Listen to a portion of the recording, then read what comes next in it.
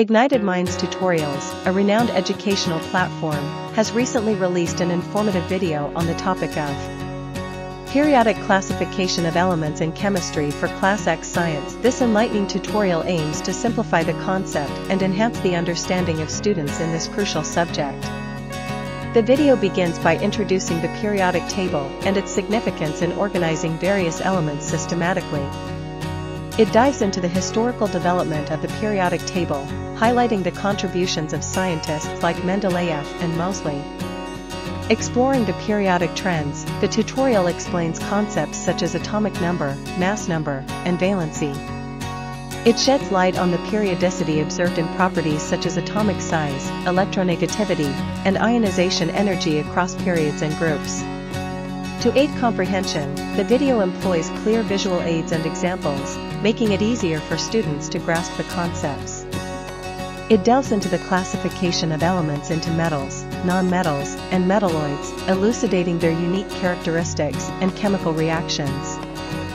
Furthermore, the tutorial elucidates the formation and implications of periodic trends, emphasizing the importance of periodic classification in predicting the properties and reactivity of elements. Overall, Ignited Minds Tutorials video on periodic classification of elements in chemistry for Class X Science is a comprehensive and insightful resource. IT empowers students with a solid foundation in the subject, fostering their curiosity and igniting their minds for further exploration in the world of chemistry.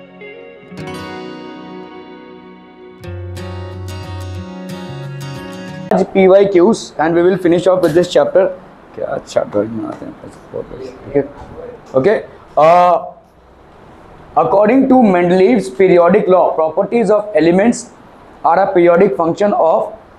सारे लोगों का एक गलती हुआ और सब लोगों ने यही समझा कि आपका पीरियोडिक फंक्शन ऑफ क्या होगा, एटॉमिक मासेस. ठीक है, सब ने यही गलती किया. कौन कौन लोगों ने गलती किया? डबनियर-स्ट्रैड्स में ये गलती हुई, न्यूलैंड्स लॉ ऑफ ऑक्टेव्स में ये गलती हुई और मेंडलीज पीरियोडिक टेबल में भी यही गलती हुई. मॉडर्न पीरियोडिक टेबल में जाकर इस गलती को सुधारा गया. ठीक है, और किसने डिजाइन किया था मॉडर्न पीरियोडिक टेबल? मोसले. ठीक है, okay. So according to Mendeleev's periodic properties of elements are a periodic function of their atomic masses. ठीक है, हालांकि मेंडलीव बहुत करीब पहुंच गए थे. ठीक है, मेंडलीव ने दो चीजों पे पीरियोडिक टेबल को डिजाइन किया था. क्या क्या? फटाफट फटाफट, क्या क्या? ओए जल्दी. दो चीजों पे बेस करके पीरियोडिक टेबल डिजाइन किया था. क्या क्या था? ये सारे ऑब्जेक्टिव क्वेश्चंस हैं भाई साहब. एक था भाई साहब क्या उनका? Atomic masses, increasing atomic masses. और दूसरा क्या था भाई साहब? Oxides and hydrides of elements. Properties of oxides and hydrides. Properties of oxides and hydrides. ये सब छोटे छोटे टर्म्स है भाई साहब, पूछ लिए जाएंगे. तो दो चीजों पे मेंडलीव ने अपना पीरियोडिक टेबल डिजाइन किया था. एक था क्या? Increasing order of atomic masses. ठीक है, increasing order of atomic masses में उन्होंने एलिमेंट्स को डाला. और क्या था? Oxides and hydrides. तो properties of oxides and hydrides of elements. ये दोनों चीजों पे मेंडलीव ने अपनी पीरियोडिक टेबल बनाई और ये सबसे क्लोज था एब्सोल्यूट सक्सेस पे. ठीक है, आज का मॉडर्न पीरियोडिक टेबल और मेंडलीव के पीरियोडिक टेबल में बहुत ज्यादा अंतर नहीं है. ठीक है, okay. Lithium and potassium are Dobereiner triads. Lithium और बीच में कौन होगा भाई साहब? सोडियम. ठीक है, तो लिथियम, सोडियम एंड पोटेशियम. तो सोडियम आपका एलिमेंट होगा. डोबनियर-स्ट्रैड्स में क्या क्या किस में अरेंज हुआ था? पहले बताइए क्या था डोबनियर-स्ट्रैड्स का? कि भाई साहब दे आर इन वही सेम चीज, एटॉमिक मासेस के इंक्रीजिंग ऑर्डर में इनको सजाया गया है भाई साहब. एटॉमिक मासेस के इंक्रीजिंग ऑर्डर में इनको सजाया गया है. ठीक है, और दूसरा क्या है भाई साहब बताइए? जो बीच वाला एलिमेंट होगा उसका जो एटॉमिक मास होगा वो इन दोनों के एटॉमिक मासेस का एवरेज होगा. ठीक है, so atomic mass of sodium will be approximately equal to. ठीक है, क्या बोलो? Atomic mass of lithium plus atomic mass of potassium upon भाई साहब 2.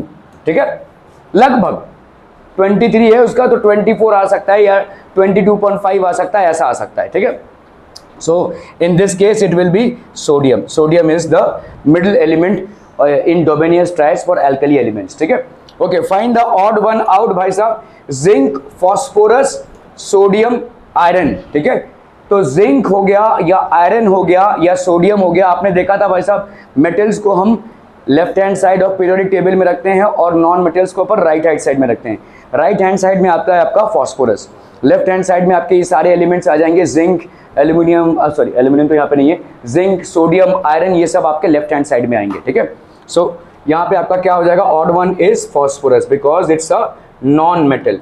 ठीक है, placed on the right side of periodic table. Are we understanding this people हम? ठीक है, complete the correlation. Molecular formula beryllium oxide. तो बेरिलियम ऑक्साइड क्या है भाई साहब, देखो बेरिलियम का एटॉमिक नंबर 2, ऑक्सीजन का एटॉमिक नंबर 2। भाई साहब यहाँ पे क्या हो जाएगा, 2 1 जा 1, तो ये हो गया आपका बेरिलियम ऑक्साइड, ये हो गया इसका फॉर्मूला। ठीक है, मॉलिक्यूलर फॉर्मूला बेरिलियम क्लोराइड क्या हो जाएगा, देखो इसको समझो ऐसे, अगर मैं बोल रहा हूं ना कि बेरिलियम ऑक्साइड का BeO है, इसका मतलब ये तय है कि आपका बेरिलियम का वैलेंसी 2 ही होगा, क्योंकि ऑक्सीजन की वैलेंसी तो हमको मालूम है ये 2 है। ठीक है, क्योंकि BeO अगर आ रहा है तो इसका मतलब Be1 है और O भी 1 है। और ये कैसे आ रहा होगा, क्योंकि ये 2 और 2 कैंसिल हुए रहेंगे, तो इसका मतलब बाय डिफॉल्ट आपका बेरिलियम का वैलेंसी कितना हो गया, 2। अब भाई साहब क्लोरीन के साथ, क्लोरीन, फ्लोरीन, ब्रोमीन, आयोडीन, ये क्या है, हैलोजेंस हैं। आपने कल पढ़ा इनका वैलेंसी क्या होता है, 1। इनके आउटर मोस्ट ऑर्बिट में कितने इलेक्ट्रॉन्स होते हैं, 7, तो इसीलिए इनका वैलेंसी क्या हो जाएगा, 1। ठीक है, तो ऑब्वियसली क्लोरीन की वैलेंसी कितनी हो गई, 1। बेरिलियम की वैलेंसी कितनी हो गई भाई साहब, 2। तो आपका भाई साहब यहाँ पे क्या हो जाएगा, BeCl2, ये हो जाएगा इसका फॉर्मूला। क्या ये समझ में आ रहा है? तो बेरिलियम ऑक्साइड से आपने क्या फाइंड किया, बेरिलियम की वैलेंसी, क्योंकि यहाँ पे फॉर्मूला दिया हुआ है।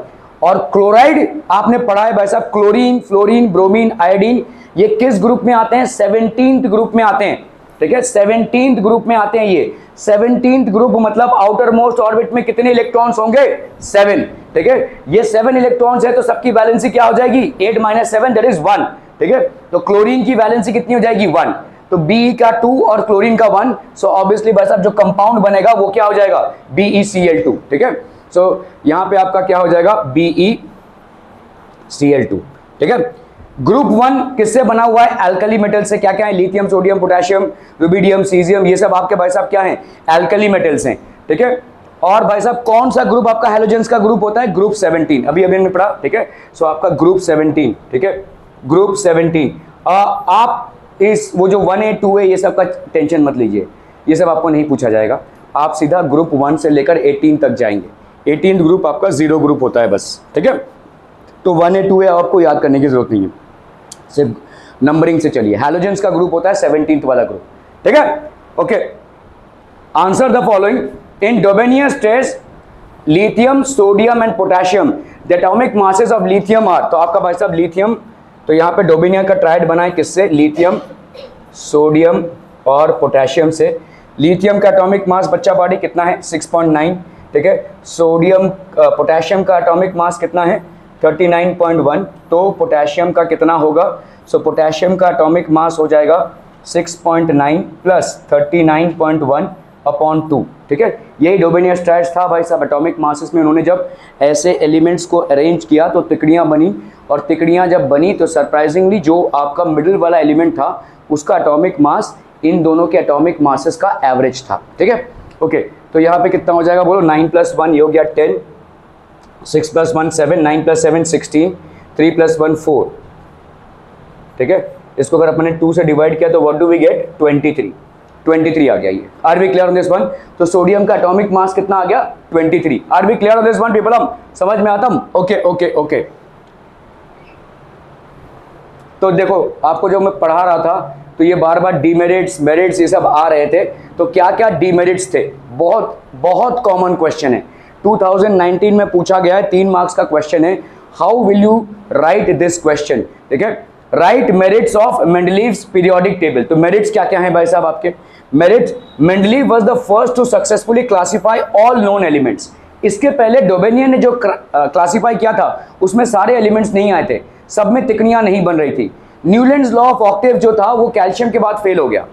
ठीक है, कैल्शियम का एटॉमिक नंबर 40 है, उसके बाद सॉरी एटॉमिक मास 40 है, उसके बाद वो अरेंज ही नहीं कर पाए। ठीक है। तो उस टाइम तक जितने भी एलिमेंट्स डिस्कवर हुए थे सबको मेंडलीव ने ठूस दिया अपने पीरियोडिक टेबल में। He was able to place all the elements discovered till that point of time in his Mendeleev periodic table, जबकि उससे एक स्टेप आगे भी गए कि फ्यूचर में जो एलिमेंट्स होंगे उनको हम इधर एडजस्ट कर सकते हैं। जैसे इन्होंने एका एल्यूमिनियम बोला, एका बेरियम बोला, ठीक है, एका सिलिकॉन बोला, तो इन्होंने जगह रख दी, ठीक है, कि आगे के जो एलिमेंट्स होंगे अगर उनका एटॉमिक मास ये हुआ तो obviously they can be arranged here, ठीक है। सो तब तक जो एलिमेंट डिस्कवर हुए थे उनके लिए तो जगह बन ही गई, इसके आगे भी जो एलिमेंट्स डिस्कवर होंगे उनके लिए भी जगह उन्होंने बना के रखी थी, ठीक है। So Mendeleev was the first to successfully classify all elements. Mendeleev's periodic table helped to revise the atomic masses of some elements so as to give them proper places in the periodic table in accordance with their properties. ठीक है? For example, atomic mass of beryllium was previously determined to be 14.09. This value was changed to correct value of 9.4 and beryllium was placed before boron. तो beryllium को भाई साहब boron के तो कुछ atomic masses चितर बितर थे, इन्होंने भाई साहब प्रॉपर्ली एटॉमिक मासेस को निकालकर प्रॉपर्ली प्लेसिंग की, ठीक है, एलिमेंट्स की। Mendeleev's periodic table had left some vacant, ये बहुत इंपॉर्टेंट है, ठीक है। तो इन्होंने फ्यूचर की भी चिंता की, ठीक है, कि कुछ क्योंकि एलिमेंट्स तो डिस्कवर होते जा रहे हैं भैया, और इन्होंने देखा कि इसके पहले न्यूलैंड भी फेल हुए इसी रीज़न के लिए, और आपके डेबोनियर भी इसी रीज़न के लिए फेल हुए कि वो सारे एलिमेंट्स को एडजस्ट नहीं कर पा रहे थे। तो मैंने तो अभी तक के सारे एलिमेंट्स को लगभग एडजस्ट कर ही दिया है कैसे भी करके, लेकिन फ्यूचर एलिमेंट्स का क्या करेंगे, तब तो मेरा फेल हो जाएगा। देन ही मेड प्रोविजंस और left empty spaces for some future elements in his periodic table. तो ये पहली बार किसी साइंटिस्ट ने किया था, ठीक है। 3 ऑफ दीज अननोन एलिमेंट्स बहुत इंपॉर्टेंट है, देखो ये तो आप अपने आप से लिख सकते हो, एका बोरॉन, एका एल्यूमिनियम एंड एका सिलिकॉन, ये 3 एलिमेंट्स थे जिनकी जगह उन्होंने बना दी थी। He predicted properties of these elements even before they were discovered. इन्होंने बोल दिया कि भाई साहब जब ये डिस्कवर होंगे, इनका एटॉमिक मास अगर लगभग ये रहा तो इनकी ये प्रॉपर्टीज होंगी, ठीक है। उससे तब तक कोई जानता भी नहीं था, तब तक किसी ने देखा भी नहीं था इसको, ठीक है। तो दीज एलिमेंट्स, तो एका बोरॉन जो था, ठीक है, एका बोरॉन एक्चुअली बिकेम व्हाट, ये बहुत इंपॉर्टेंट है, इसको लिख दोगे तो भाई साहब मार्क्स मिलेंगे ही मिलेंगे। This was scandium, then there was eka aluminium, ये क्या बना भाई साहब आपका गैलियम, ठीक है, एंड एका सिलिकॉन बना भाई साहब, एका silicon that is basically germanium. इस तीनों को याद रखना भाई साहब। एका बोरॉन दैट इज, ये बहुत बार पूछा भी गया है ऑब्जेक्टिव क्वेश्चंस में, मैंने यहाँ पे बहुत पुराने ऑब्जेक्टिव क्वेश्चंस नहीं लिए, लेकिन ये लगभग हर 2 साल में ये पूछा ही जाता है ऑब्जेक्टिव्स में। तो एका बोरॉन भाई साहब होता है आपका स्कैंडियम, एका एल्यूमिनियम है gallium and eka silicon is germanium. इन सारे के प्रॉपर्टीज इनसे मैच हो रहे हैं। तो जो गैलियम है उसकी प्रॉपर्टी भाई साहब एल्यूमिनियम के साथ मैच हो रही है, हालांकि गैलियम आपके मेंडलीव के समय पे डिस्कवर ही नहीं हुआ था, ठीक है। इसी तरह से स्कैंडियम की जो प्रॉपर्टी है वो बोरॉन के साथ मैच हो रही है, जर्मेनियम की जो प्रॉपर्टी है वो सिलिकॉन के साथ मैच हो रही है। हालांकि उस टाइम पे ये तीनों भी एलिमेंट्स डिस्कवर ही नहीं हुए थे, लेकिन उन्होंने पहले से ही भविष्यवाणी कर दी थी कि भाई साहब ये जब डिस्कवर होंगे, अगर कोई एलिमेंट्स आए तो इनकी ये प्रॉपर्टीज होंगी, ठीक है। So that was a remarkable achievement, ठीक है। The properties of these elements match with those predicted by Mendeleev. तो जो उन्होंने प्रेडिक्शन दिया था पहले से ही, जो भविष्यवाणी करके रखी थी, जब इन एलिमेंट्स को वाकई में डिस्कवर किया गया तो they had almost the same properties, ठीक है। So this was one of the, तो मेंडलीव का पहला तो ये था कि भाई साहब उन्होंने अपने टाइम तक जितने भी एलिमेंट्स डिस्कवर हुए थे उनके लिए अपने पीरियोडिक टेबल में जगह बना दी थी। न्यूलैंड और डोबेनियर इसमें फेल हुए थे, ठीक है, और सिर्फ अपने टाइम तक जो एलिमेंट डिस्कवर हुए उनके लिए जगह नहीं बनाई, आगे फ्यूचर में भी जो डिस्कवर होते हैं उनके लिए भी जगह बनाई थी, ठीक है। Eka aluminium, eka boron and eka silicon are the examples, ठीक है। There was no place reserve for noble gases in Mendeleev's original periodic table. Noble gases के लिए कोई जगह नहीं बनाई थी, but when noble gases were discovered later they were placed in a new group called the zero group in Mendeleev's periodic table without disturbing the position of the elements. तो noble gases को हम लोगों ने आराम से adjust कर दिया Mendeleev के पीरियोडिक टेबल में, क्योंकि वैसे भी ये इनएक्टिव एलिमेंट्स हैं और सबके सब कंप्लीटली फिल्ड ऑर्बिटल्स हैं, ठीक है। So they could be easily adjusted in the Mendeleev's periodic table when they were discovered later, ठीक है। उनके लिए बीच में पीरियोडिक टेबल में ठूसम ठासी नहीं, आपका एकदम एंड में एक ग्रुप बना दिया गया जिसमें उन सबको एडजस्ट कर दिया गया। तो चैलेंजेस कब होते हैं, जब हम डिस्कवर होते हुए एलिमेंट्स को एडजस्ट नहीं कर पा रहे हैं। मेंडलीव ने दो तरीकों से इनको पहले से एक अरेंजमेंट रखा ही था, और जब नोबल गैसेस डिस्कवर हुए तो लास्ट वाले ग्रुप में इनको फटाफट से डालकर क्लोज कर दिया। ठीक है, are we clear on what were the merits of Mendeleev's periodic table?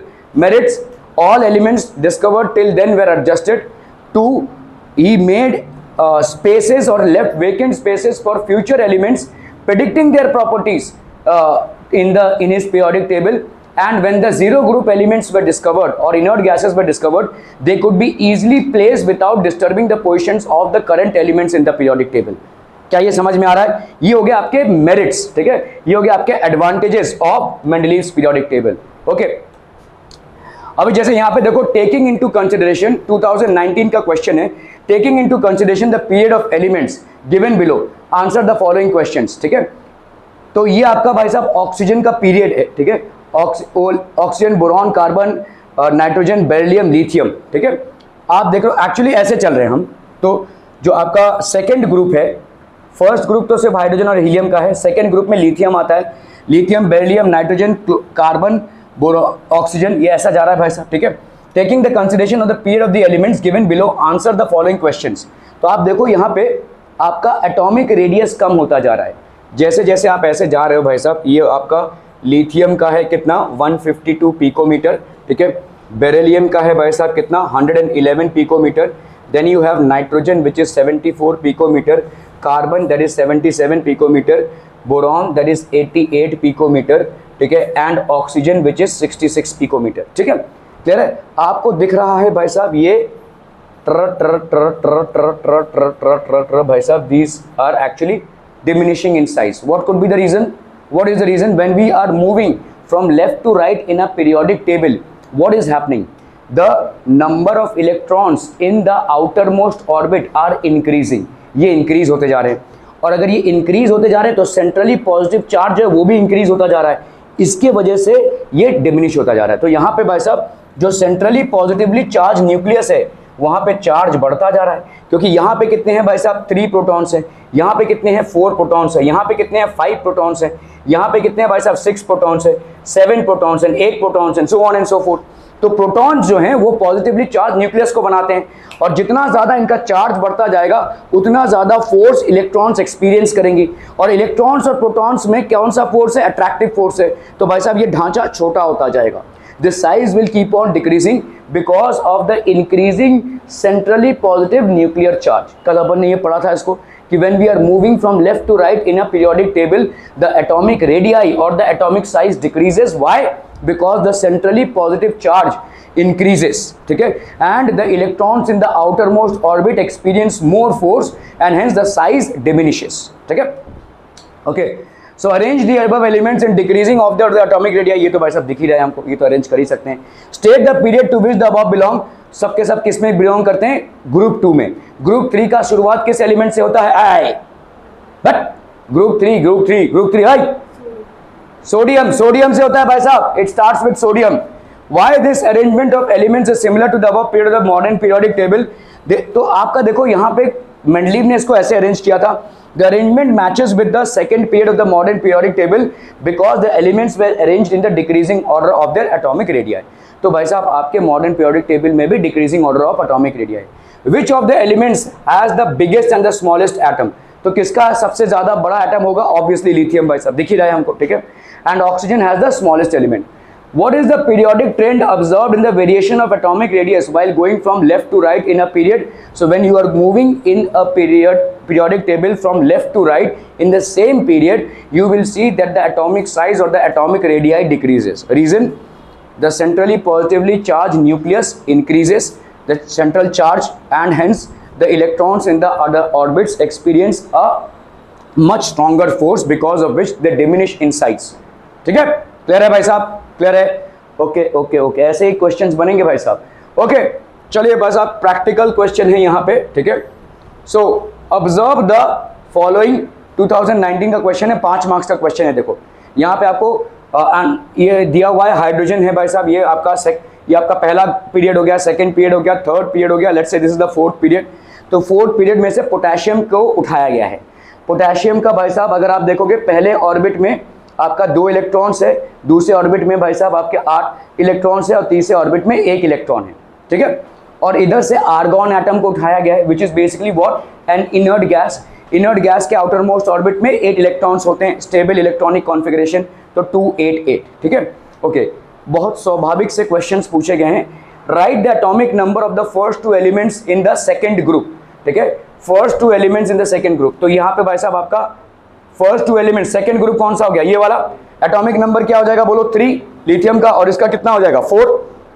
भाई साहब इन दोनों को ऐड करना है, एटॉमिक नंबर आ जाएगा 2 + 1 3 एंड 2 + 2 4। तो लिथियम और बेरिलियम का भाई साहब कितना हो गया 4। अच्छा, फर्स्ट 2 एलिमेंट्स क्यों, first 2 elements in the second group तो लिथियम और बेरिलियम हो रहे हैं भाई साहब, यहाँ पे मैग्नीशियम क्यों ले लिया, ठीक है, यहाँ पे लिथियम होगा भाई साहब, ठीक है। हाँ अच्छा ग्रुप है, ओके ओके ओके, ठीक है। First 2 elements in the second group, ठीक है भाई साहब, सेकंड ग्रुप में फर्स्ट 2 एलिमेंट्स, ओके ठीक है। Okay, so beryllium is basically having 4 and magnesium 2 + 8 + 2 that is 12, ठीक है। ओके, फिर आपका क्या है भाई साहब, right the number of valency electrons of the elements in the halogen group. हमेशा हैलोजन ग्रुप कौन से ग्रुप में होगा, 17th ग्रुप में होगा, और 17th ग्रुप में होने के कारण इसके आउटर मोस्ट ऑर्बिट में कितने इलेक्ट्रॉन्स होंगे, ऑलवेज इट विल बी 7, ठीक है। तो आपके नंबर ऑफ इलेक्ट्रॉन्स भाई साहब यहाँ पे कितने हो जाएंगे, 7। Draw the diagram of electronic configuration of magnesium atom. भाई साहब मैग्नीशियम एटम क्या हो जाएगा, देखो ये आपका मैग्नीशियम एटम है, ठीक है, मैग्नीशियम एटम है, कितने हैं आपके 2 8 एंड 2। तो आपका भाई साहब अगर आपको यहाँ पे लिखना है तो आप मैग्नीशियम में भाई साहब 12 प्रोटॉन्स लिख सकते हैं, और यहाँ पे देखो पहला ऑर्बिट बन गया, ठीक है, इसमें 2 इलेक्ट्रॉन्स होंगे। दूसरा ऑर्बिट भाई साहब आपका बन गया, इसमें 8 इलेक्ट्रॉन्स होंगे, और भाई साहब तीसरा ऑर्बिट आपका बन गया जिसमें कितने इलेक्ट्रॉन्स होंगे, 2 इलेक्ट्रॉन्स होंगे, ठीक है। या तो आप नंबरिंग वाइज ऐसे इलेक्ट्रॉन्स लिख सकते हैं, या तो गोला गोला बनाकर ऐसा भी दिखा सकते हैं, क्योंकि इस सवाल में गोला गोला बनाकर दिखाया गया, तो अभी गोला गोला बनाकर दिखा दीजिए, ठीक है। So the right kind of diagram would be this, wherein in the first orbit you have 2 electrons, in the second orbit if you see there are 8 electrons which are arranged, and in the third orbit if you see there are 2 electrons which are arranged। काफ़ी self explanatory सा question है, ठीक है, कोई बहुत deep rooted concept यहाँ पे use नहीं हुआ है। After completion of a period what change does take place in the electronic configuration of the next element. एक पीरियड के कंप्लीट होने के बाद पहला चेंज क्या हो जाएगा, एक शेल बढ़ जाएगा, ठीक है, इमीडिएटली। देखो यहाँ पे तुम्हारे पास कितने शेल्स होंगे, 2 शेल्स, यहाँ पे 2 शेल्स, और जैसे ही आप तुम दूसरे पीरियड में गए 3 शेल हो गया। इसके लास्ट तक तुमको कितना मिलेगा, 3 शेल्स। जैसे ही तुम दूसरे पीरियड के फर्स्ट एलिमेंट में गए 4 shell. What is the immediate change that you will notice, that the number of shell increases by 1, ठीक है। Okay, after completion of a period a new shell is added and the electronic configuration of the next element, एक new shell add हो जाएगा, ठीक है, a new shell is added. Okay, write the names of any 2 elements from the diagrams which do not take part in a chemical reaction। कौन सा हो जाएगा, हाँ क्या बोल रहे हैं, हीलियम। बट हीलियम होगा क्यों, एनी 2 एलिमेंट्स। अरे भाई साहब यहाँ पे जितने भी एलिमेंट्स हैं ना ग्रुप 18 के, जितने भी एलिमेंट्स हैं वो सब के सब क्या हो जाएंगे, all are inert because their outermost orbits are filled. So helium yes, ठीक है, neon, argon, krypton, xenon, radon, ये सब के सब आपके क्या हो जाएंगे, inert gases. They are chemically inactive और inert. Do we understand this people हम, क्योंकि इनके आउटर मोस्ट ऑर्बिट में कितने इलेक्ट्रॉन्स हैं, 8, इनको जरूरत नहीं है, 8 या 2 जो भी है, फुल्ली फिल्ड है, पेट भरा हुआ है इनका। सो कोई भी केमिकल रिएक्शन में ये पार्टिसिपेट नहीं करेंगे, ठीक है। Are we clear on this one, okay okay okay, बढ़िया बढ़िया बढ़िया। चलिए भाई साहब, elements belonging to the same group have same valency, ठीक है। तो भाई साहब ये क्यों होगा, वैलेंसी सबकी सेम क्यों होगी, क्योंकि as we move down in a group the number of shells increases, however the number of electrons in the outermost orbit remains the same, and number of electrons in the outermost orbit is the primary factor to determine the valency of an atom. Valency of an atom is what, the combining capacity.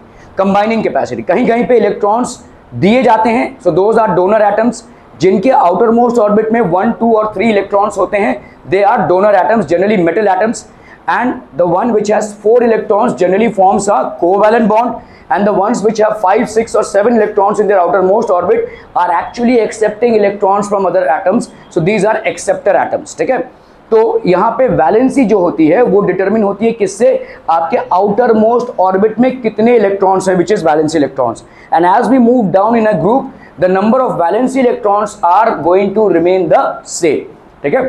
So the electronic configuration of the outermost shell is the same for electronic configuration जो है of the outermost shell is the same for all elements belonging to the same group. So the number of valency electrons for all elements in a group is the same. भाई साहब आपके valency electrons same रहेंगे, ठीक है. The valency of an element is determined by the valency electrons. कितने valency है वो determine होती है आपके valency electrons से. Hence elements belonging to the same group have the same valency. हमेशा भाई साहब सेम ग्रुप का सेम वैलेंसी होगा. फॉर एग्जांपल अगर ग्रुप 1 है तो उनकी वैलेंसी क्या हो जाएगी 1. अगर ग्रुप 2 एलिमेंट्स हैं तो उनकी वैलेंसी क्या हो जाएगी 2. ग्रुप 3 है तो 3, ऐसा and so on and so forth. ठीक है, are be clear on this point people? Okay okay okay. अच्छा, एक चीज मैं आपको पढ़ाना शायद भूल गया था, वो है आपका एस ब्लॉक, पी ब्लॉक और डी ब्लॉक. ठीक है, so modern periodic law, तो write the modern periodic law and also give the names of blocks in the modern periodic table. तो आपका ये जो SPDF है ये अभी कुछ समझ में नहीं आएगा, और मैं आपको एक चीज़ और बता देता हूँ, आपको 11th में जाके झटका लगेगा, क्योंकि आप जो अभी पढ़ रहे हैं वो सब बेकार हो जाएगा. 11th में आपको पता चलेगा कि भाई साहब जो आपने पढ़ा था वो सरासर झूठ था. ठीक है, कुछ और ही अरेंजमेंट है इलेक्ट्रॉन्स का. अभी आप कैसे पढ़ते हो, देखो अभी आप पढ़ते हो कि ये आपका एटम है, इसके आजू बाजू इलेक्ट्रॉन्स ऐसे घूम रहे हैं.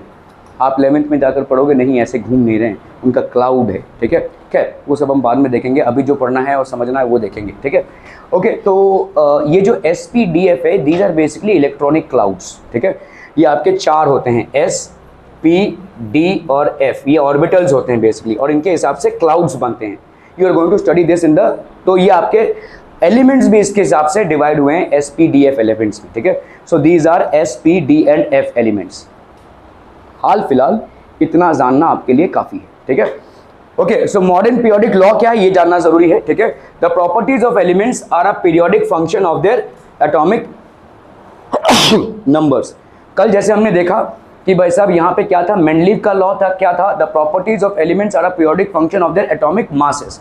एटॉमिक मासेस को हटा के हमने नंबर्स डाल दिया. ठीक है, सो modern periodic law states that the properties of elements are a periodic function of their atomic numbers. The entire periodic table is divided into 4 blocks. ठीक है, S block. ठीक है, S block में क्या क्या है भाई साहब, इसको नोट कर लीजिए. 1 and 2 के एलिमेंट्स है, ग्रुप 1 and 2 के. मतलब कौन कौन से एलिमेंट्स आपके भाई साहब, आपके ग्रुप 1 और 2 के एलिमेंट्स कौन कौन से हो जाएंगे, alkali and alkaline earth metals. P block contains group 13 to 18. ठीक है, D block contains 3 to 12 elements, मतलब आपके transition elements. F block contains lanthanides and. ठीक है, तो S ब्लॉक में किस टाइप के एलिमेंट्स मिलेंगे, S ब्लॉक में मिलेंगे आपको alkali and alkaline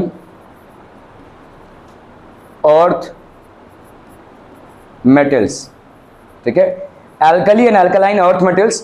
P block में आपको क्या मिल जाएगा भाई साहब, ठीक है, ग्रुप 13 टू 8. तो यहां पे भाई साहब आपके नॉर्मल एलिमेंट्स मिलेंगे. These are normal elements. Normal elements क्या होते हैं हम पढ़ चुके हैं. एनीवन, नॉर्मल एलिमेंट्स क्या होते हैं, इनकी बट नहीं नहीं नहीं नहीं, नॉर्मल एलिमेंट्स क्या होते हैं, ओए कल ही पढ़ा था हमने. नॉर्मल एलिमेंट्स क्या होते हैं,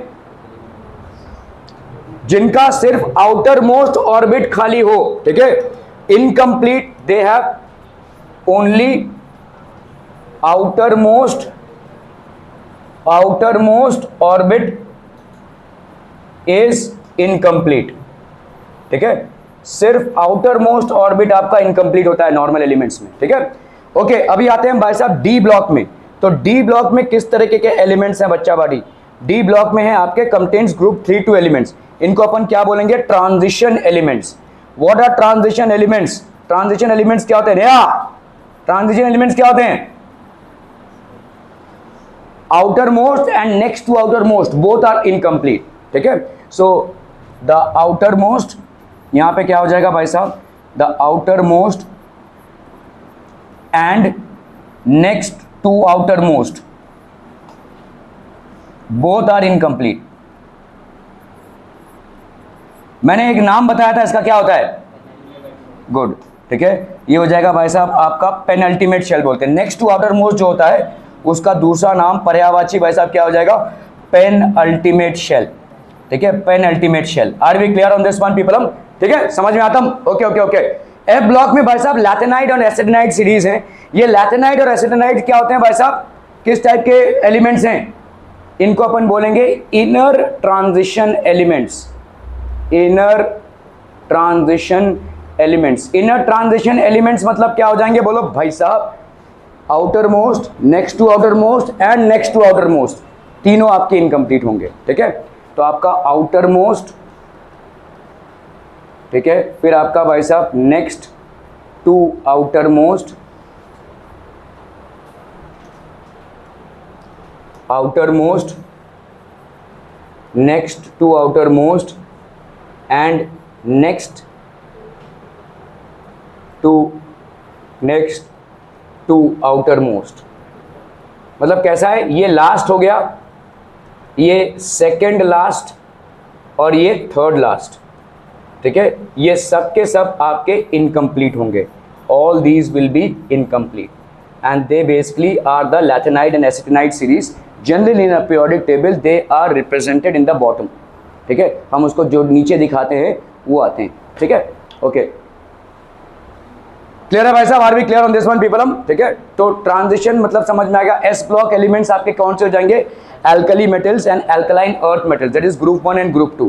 ठीक है, पी ब्लॉक आपके नॉर्मल एलिमेंट्स हो जाएंगे ग्रुप 13 से लेकर 18 तक। What are these normal elements? Normal elements which have their outermost orbit as incomplete. In fact group 18 में तो आउटर मोस्ट ऑर्बिट भाई साहब कंप्लीट भी हो जाता है, क्योंकि वो तो कंप्लीट ही है। ठीक है, तो आउटर मोस्ट ऑर्बिट इनकम्प्लीट, तो आउटर मोस्ट का ही लफड़ा है यहाँ पे। तो उसके बाद आता है भाई साहब क्या, डी ब्लॉक। डी ब्लॉक को अपन क्या बोलते हैं, ट्रांजिशन एलिमेंट। ग्रुप 3 से लेकर 12 तक, ग्रुप 3 से लेकर 12 तक आपका है भाई साहब डी ब्लॉक। ट्रांजिशन एलिमेंट्स मतलब क्या हो जाएंगे, which have their outermost as well as next to outermost as incomplete. फिर आता है भाई साहब आपका एफ ब्लॉक। एफ ब्लॉक में क्या हो जाता है, what happens in the F block, it is inner transition elements. Inner transition elements में outermost, next to outermost and next to outermost, मतलब आपका outermost, last, second last and third last, तीनों भी incomplete होंगे। ठीक है, these are known as lanthanide and actinide series. ठीक है, which are adjusted in the bottom of the periodic table. Are we clear? ठीक है, क्लियर है भाई साहब, क्लियर है? Okay okay okay.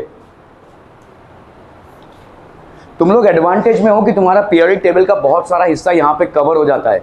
जब तुम 11th में जाते हो और इस चैप्टर को पढ़ते हो तो you will be at an advantage. CBSE के इससे हटा दिया गया इसको, उन लोग पूरा कंफ्यूज है कहाँ चल रहा है भाई साहब। ठीक है, so you guys will be at an advantage to understand कि भाई साहब पीरियड्स, और तो इसका फ़ायदा उठाइए, इसको अच्छे से कीजिए। और कोई मतलब इसमें जो क्वेश्चंस बनते हैं काफ़ी सरल टाइप के क्वेश्चंस बनते हैं, कोई बहुत डीप रूटेड क्वेश्चंस नहीं बनते हैं। थोड़ी सी पीरियोडिक टेबल की अगर आपकी अंडरस्टैंडिंग क्लियर होगी, you will be easily able to attempt and crack this questions. ठीक है, चलिए 2020 का क्वेश्चन है, 3 मार्क्स का। An element has its electronic configuration as 282। Answer the following. What is the atomic number of this element? Obviously 2 + 8 + 2 that is 12। कौन हो सकता है ये? मैग्नीशियम। ठीक है, ये आपका मैग्नीशियम हो जाएगा। बेसिकली नहीं लिखने बोला है, लेकिन यहाँ पे सिर्फ 12 भी लिखेंगे तो भी चलेगा। आपने इन तीनों को ऐड कर दिया। के शेल में 2 इलेक्ट्रॉन, एल शेल में 8 इलेक्ट्रॉन और एम शेल में 2 electron. Get this added up, you will get 12 electrons in total. समझ में आता हूँ? Okay, what is the group number of this element? ए संजम, ग्रुप नंबर क्या हो जाएगा? हाँ नहीं, ग्रुप नंबर क्या होगा? बोल बोल, क्या बोला था अभी तूने? Atomic number. अगर आपका वैलेंसी आपका 1 है तो ग्रुप नंबर क्या होगा? 1। वैलेंसी अगर आपका 2 है तो ग्रुप नंबर क्या हो जाएगा? 2। यहाँ पे वैलेंसी कितनी है भाई साहब? ये 282 वाला जो एलिमेंट है ये 2 इलेक्ट्रॉन्स दे देगा। मैंने आपको बोला है जब तक एटम में वैलेंसी इलेक्ट्रॉन्स 1, 2 या 3 है तब तक एटम्स की टेंडेंसी क्या होगी? To donate electrons. So this will give its 2 electrons. अगर ये 2 इलेक्ट्रॉन्स दे देता है तो इसकी वैलेंसी कितनी हो गई? 2। ठीक है, जितने इलेक्ट्रॉन्स एक एटम देता है या एक्सेप्ट करता है वही उसकी वैलेंसी होती है। ठीक है, valency electrons is a different concept and valency is a different concept. Valency electrons क्या है? The number of electrons in the outermost orbit and the number of electrons that an atom gives or accepts to acquire a stable inert gas configuration is known as its valency। ठीक है, तो यहाँ पे भाई साहब stable होने के लिए ये क्या करेगा? 2 इलेक्ट्रॉन्स दे देगा, क्योंकि जैसे ये दे देगा तो अभी क्या हो जाएगा? ये 28 आउटर मोस्ट ऑर्बिट में 8 इलेक्ट्रॉन्स हो गया, स्टेबल इनर्ट गैस कॉन्फ़िगरेशन हो गया भाई साहब। सो this will basically acquire a stable inert gas configuration, ठीक है।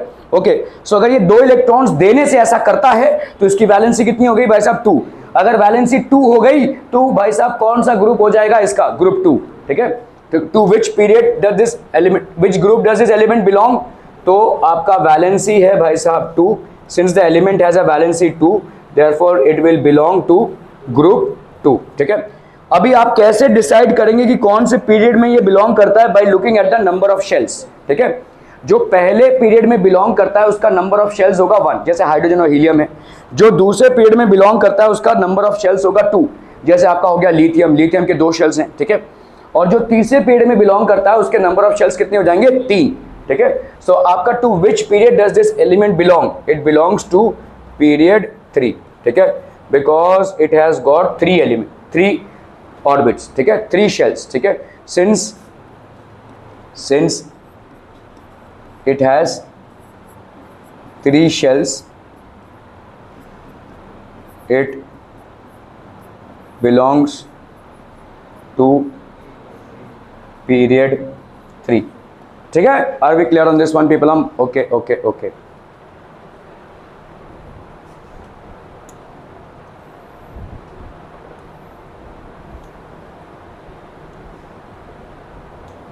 ओके, 2022 का क्वेश्चन है, ठीक है, 2 मार्क्स का क्वेश्चन है। Atomic radius goes on increasing down a group, क्या एटॉमिक रेडियस बढ़ता है, बढ़ता है, ठीक है। व्हाई डज इट इंक्रीज, तो आपका नंबर ऑफ शेल्स बढ़ता है भाई साहब। जैसे जैसे आप ग्रुप में नीचे जाते जाते हैं, हर एक ग्रुप से दूसरे ग्रुप में जब आप जा रहे हैं तो एक शेल बढ़ता जा रहा है, ठीक है।